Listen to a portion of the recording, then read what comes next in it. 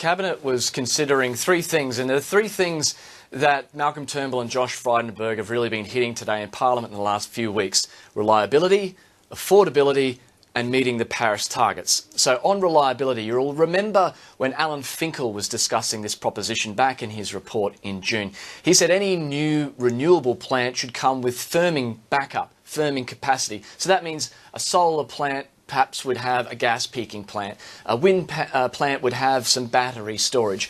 Well, Cabinet decided it would go in a different direction. Instead of putting the onus on the generator, it's going to put the onus on the retailer. It's going to force the retailer to source a certain percentage of its power from this so-called reliable, dispatchable generation. And that percentage, which I guess will be revealed tomorrow, is going to change from region to region. So in Queensland, it'll be a different percentage because you've got a lot of coal up there already.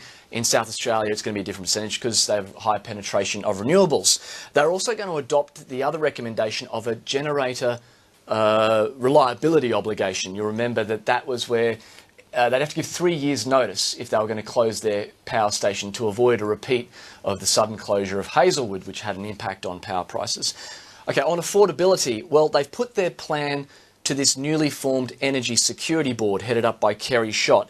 And that board has given advice that the plan that they're putting forward offers lower prices than the business as usual approach, and more importantly, lower prices than Alan Finkel's clean energy target. So that'll be a big thing that they will stress tomorrow. That board was a recommendation of the Finkel Review and is made up of not just Kerry Schott as chair, but the deputy chair and representatives from the AEMC, the AEMO and AER. They're all the big industry regulators and operators. So finally, meeting the Paris targets.